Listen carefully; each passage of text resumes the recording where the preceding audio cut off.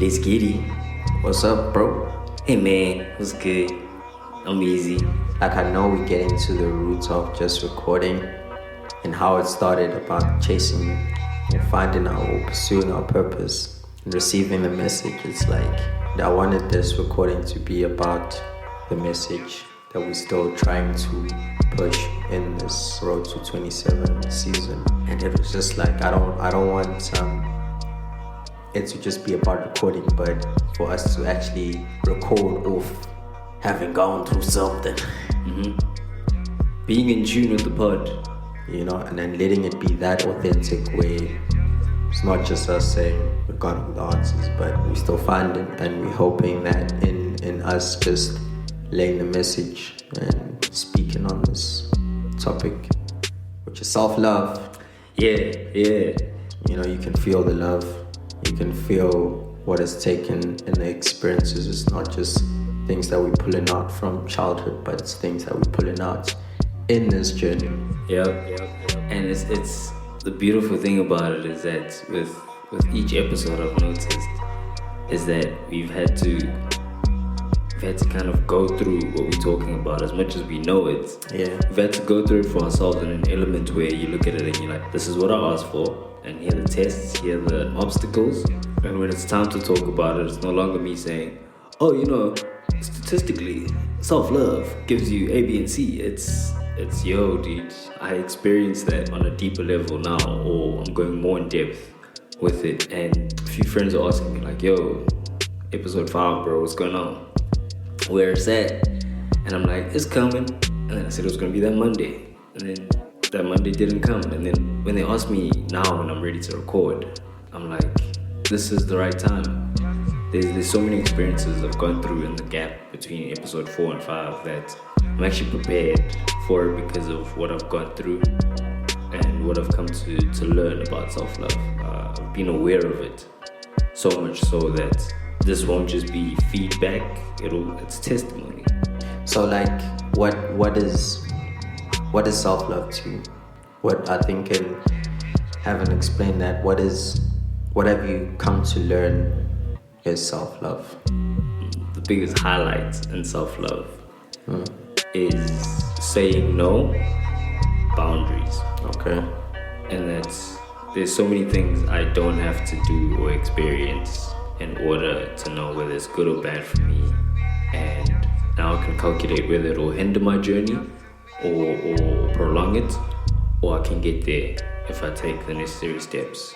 And self-love, bro, is just seeing myself the way God sees me.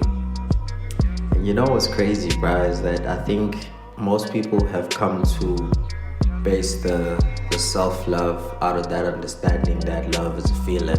Yep.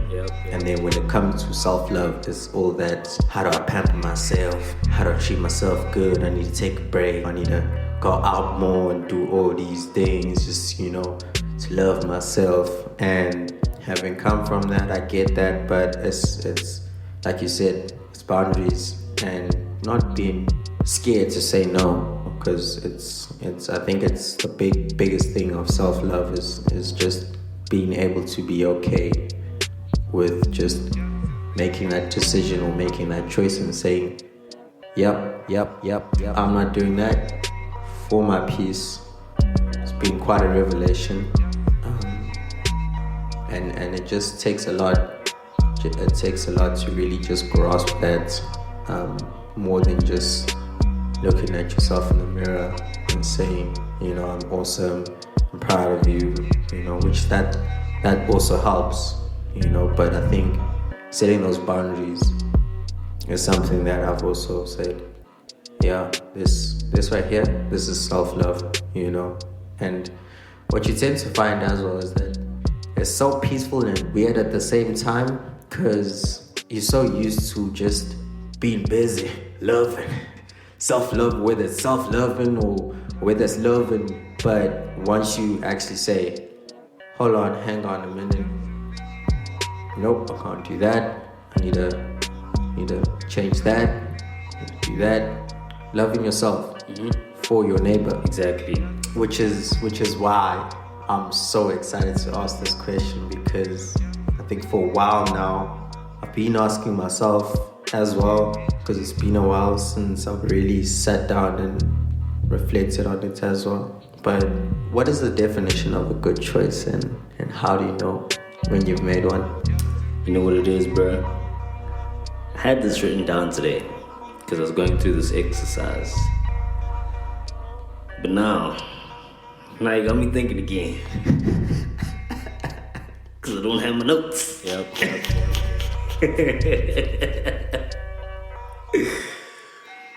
Bro, it's within what you're saying. How can I love myself to love my neighbor? Making a good choice for me is making a choice, whether ugly, whether lame, whether whack, whether I seem like an op, right? So long as I trust that the outcome is going to benefit the both of us, whether it be spiritual, mental, physical, in any way to keep the harmony or to enhance the harmony in the environment we both exist in. So making a good choice is selfless for me. It's not about what ultimate gain can I get. How can I make this environment better for me and for the next person? And so my decisions start to fall in between those lanes and those boundaries. And how do I know I've made a good choice? Is when I see the impact in my environment from my choice. If I make a good choice, it'll impact the next person. If I make a bad choice, it'll impact the next person. But when it trickles down, you see whether it flowers up or it burns down. And I've had to learn that the hard way, bro. You know, I've had to come out of the confusion of my purity not having an element of darkness in it.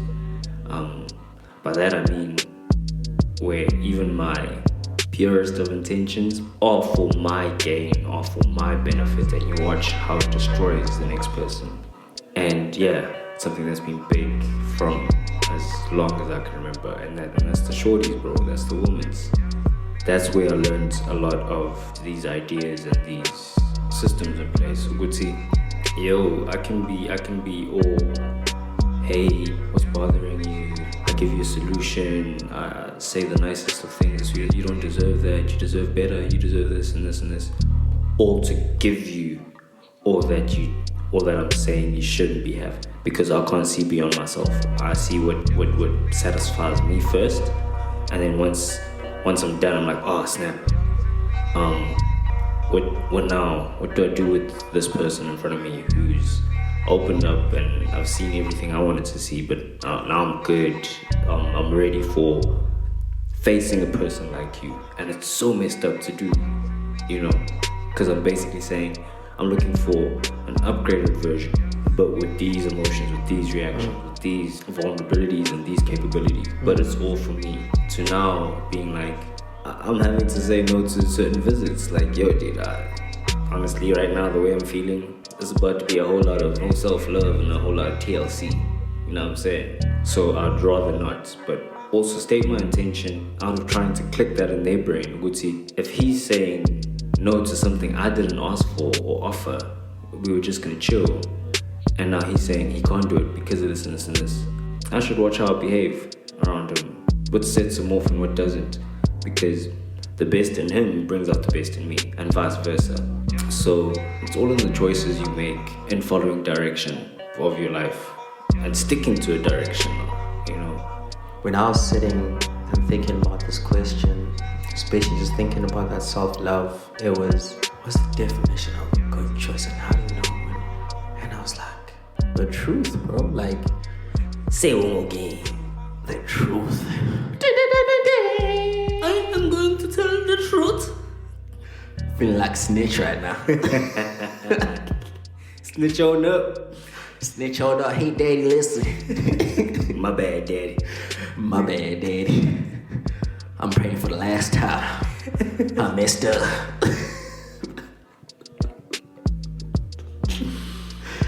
It's like really being one with the truth. And I think everyone that's listening right now can attest to the fact that you do have that inner voice for every choice that you do, or for every situation that you're in, where there's two paths going into different direction.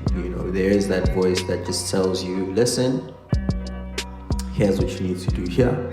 Whether it's saying no, whether it's saying this is a good idea, maybe I'll do it later, because it's not just about saying no. It could be just saying no, the time is not right now, but in the future, maybe it could be a possibility. I think it's just going with the truth and sticking to it, not second guessing it, not maybe thinking that this is a decision that will probably hurt me in the future, but actually saying this is my truth and this is what I'm standing on. And I think by just doing that, whether it's the right choice or not, it's still a good one, because then it's like, whether it so happens that it's not, but you're still changing. Ooh, yes. It's that cycle where you just say, yes, okay, now that I'm in this situation, what is the truth? Okay, it's not working out again, so truth says I gotta say no. Maybe not right now. And it's just that cycle, So I think for me, in simpler terms, just the truth, bro. I think it really does just help you, bro. And you know, Doug, what I found in the journey, what I find in this journey of self-love is that I know for sure I ain't the only one. We sleep on ourselves. We get lazy on ourselves. And laziness, bro, is literally saying yes to things you shouldn't be saying. Is going with the flow more times than you actually go with your own flow. And the moment you're lazy, everything that attaches to you, you attach to that. And when it goes away from you, you feel like your value goes away as well. And then you have nothing to give. You become an empty cup, as corny as the lines go. But the moment I stop being lazy, the moment I wake up it's something as simple as waking up at 5. And today, my boy, I was in World War II there. I was in the trenches at the blanket duck trying to get out. Like, yo, come on, man. Just give me 5 more minutes. It was one of those mornings where, when you've been sleeping for so long and you're thinking, okay, I think now it's time to wake up. And then you wake up and it's like 3:52. You're like, oh my word, what a mess. What a miss. What a miss. Although relieving a miss, but what a miss. Yo, bro, what you mean relieving? You know how cold it is these mornings? Hey, bro. You just like, oh my word, you're just sitting there in your regrets like this wasn't a good choice. Why didn't I listen to my dream version saying stay here? My dream was like sleep. Nah, I can't even get the dream no more. All I get is this wind. Moving at like negative degrees. In saying that, Doug, like, sorry to cut you short there, but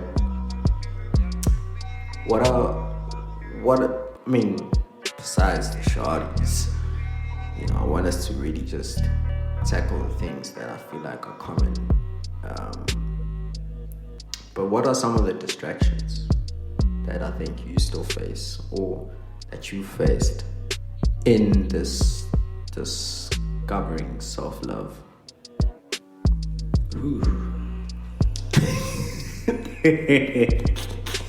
I always come with these questions like, hold on, nigga, is this still part of the script? Yo, bro.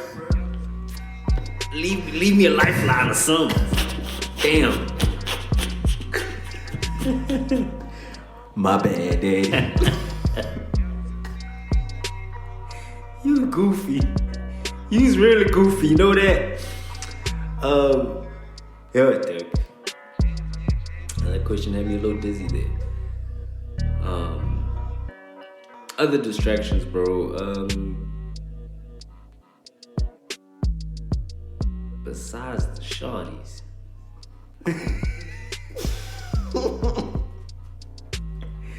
Hold on. I'm gonna get past it. I just have to give that reality out of like biggest distraction has been the shorties. It's them Delilahs. Man. Oh, they be fine. And I love my hair, bro. You play with my hair, it's gone. Love.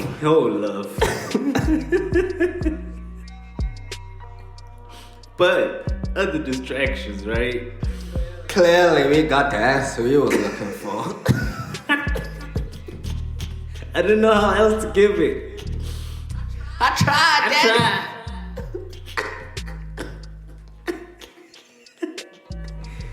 Cause I wasn't ready for this. Even if I give you the other distractions, bro, they all intertwine back into it has a shorty at the end of it. You know what I mean? You know, but that's how I chose to program myself for so many years, bro. That everything, my epiphanies, my nigga looking for that high five. You know what I'm saying? I been looking for that high five or something. I need some familiar. I lost track. 5 years later, we talking about self-love. Doug, I've been going through something. done going through something. And I think like for me, bro, it's just the boundaries. I think it's just being in my head, like I'm feeling bad that I said no, that I turned around and I go say yes, and the places I said no, and then I realize I wasn't supposed to do that, and then it's like, oh my word, now I'm feeling like, oh my word, how do I recover? Now I'm busy stuck in that cycle, and in me being stuck in that cycle, you definitely go into a very dark space, and I think when you put your head up again, and you look at your trail, it's just like, was I even walking here? Remember that meme, not the meme, that video you sent me, Tory Lanez tuning that thing of like how he ends up in toxic relationships.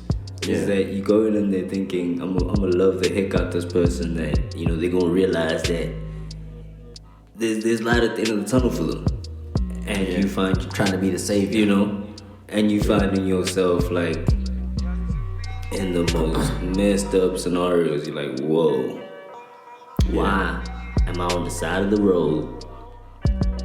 There's 3 big niggas over here saying they know her, and someone has to get knocked out, and here I was trying to save her, and now I'm in line for beating. But the analogy being that you don't create those boundaries, there's an ass whooping waiting for you. And Doug, the other side of the coin of that is I've realized with self-love and trying to save people and trying to be a hero to someone or someone that motivates another person, you lose yourself, obviously, because there's nothing of yourself that you're focused on, and you repel others trying to do that to you.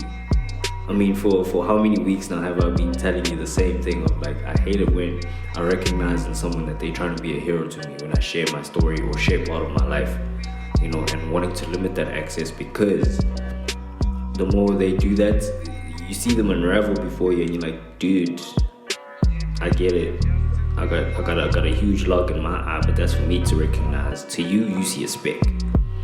But by you thinking you see a log, oh my goodness, your log is just falling out your eyes. Wah, As well, I think we're so distracted, and like when you're talking to somebody or the next person about your whatever situation is going on, you're really talking to them, haven't screened them, thought about the conversation, had the answers, studied their body language, studied how they talk, their pitches, and it's like the minute you sense that this person's trying to go that way, that's when you're like, yup, I knew it.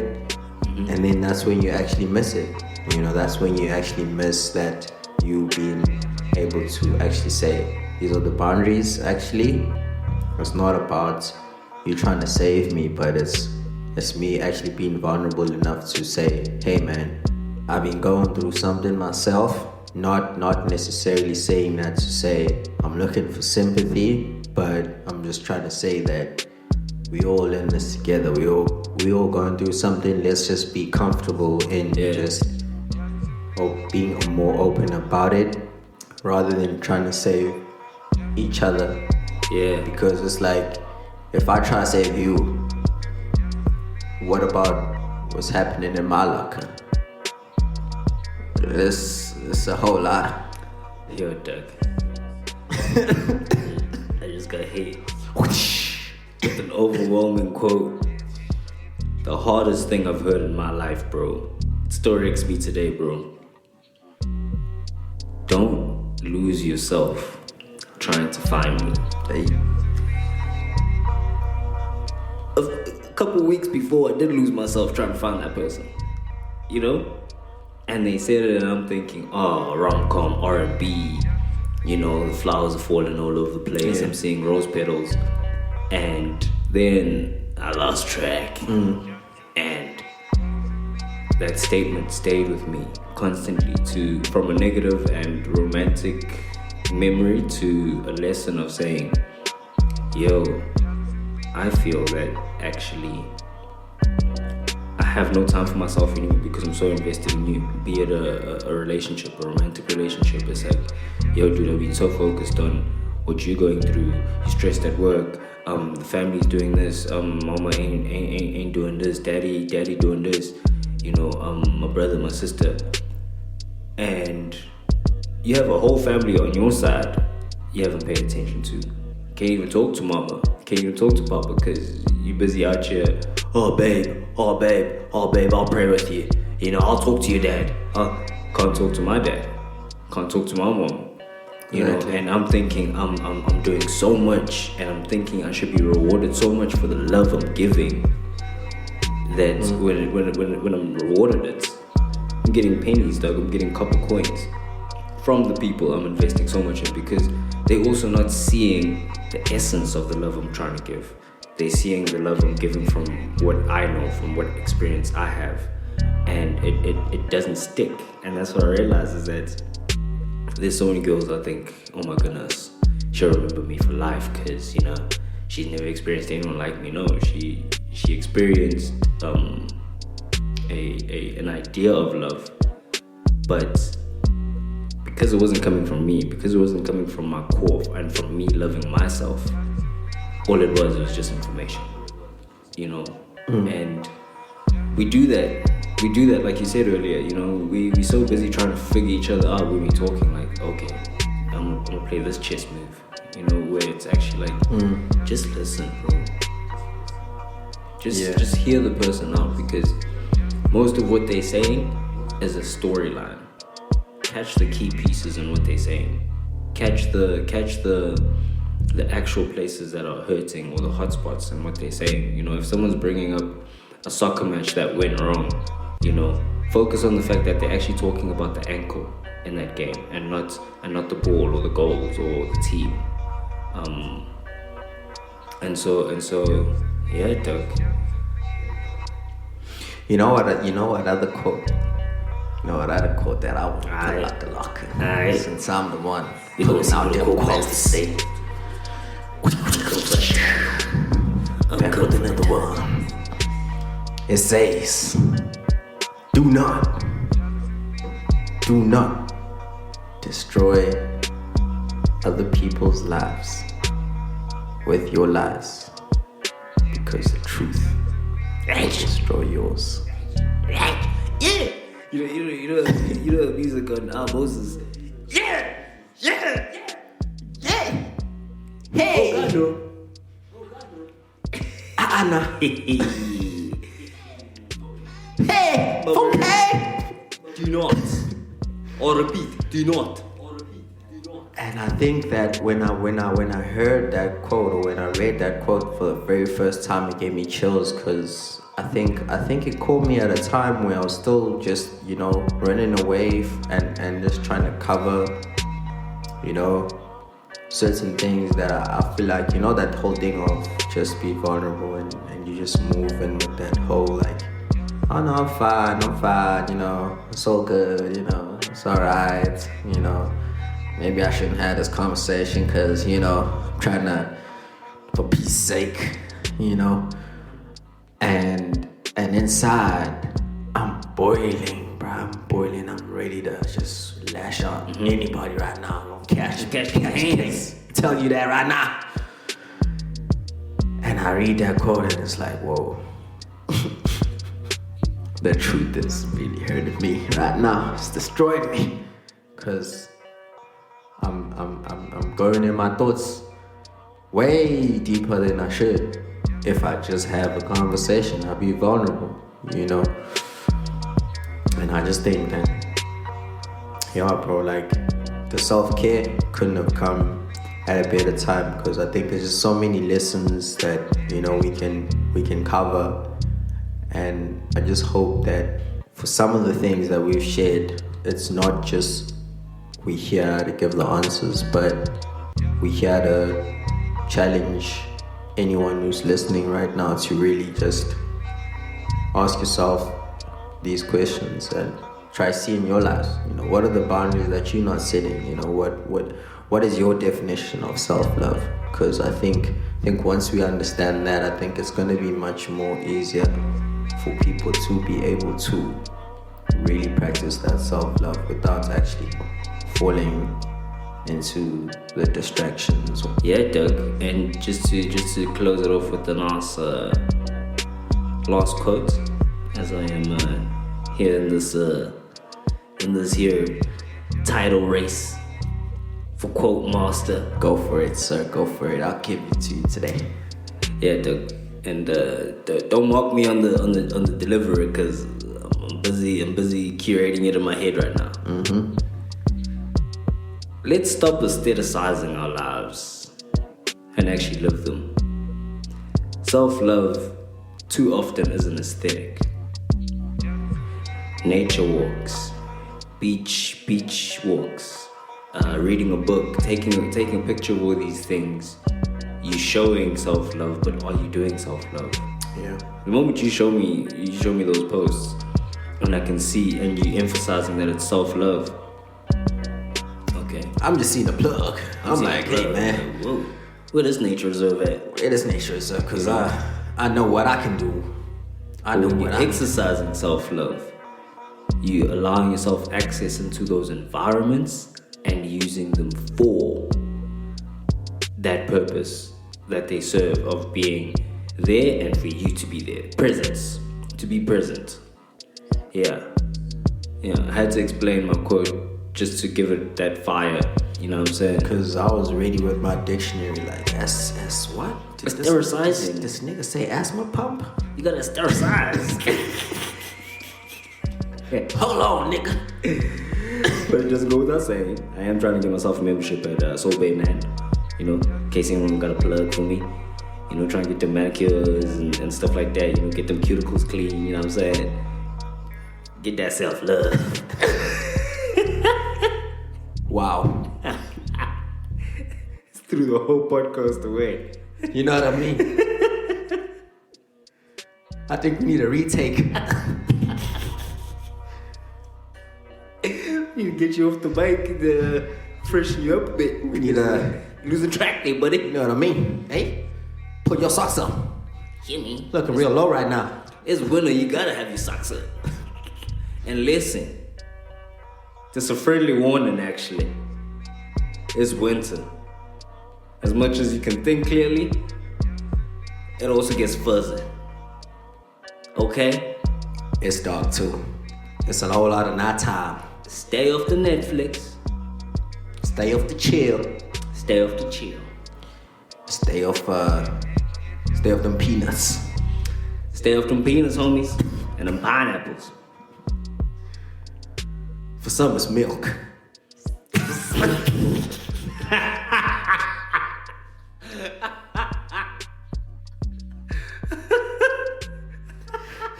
Take care of your self-love, ladies and gentlemen. Take care of yourselves. Road to 27. We out.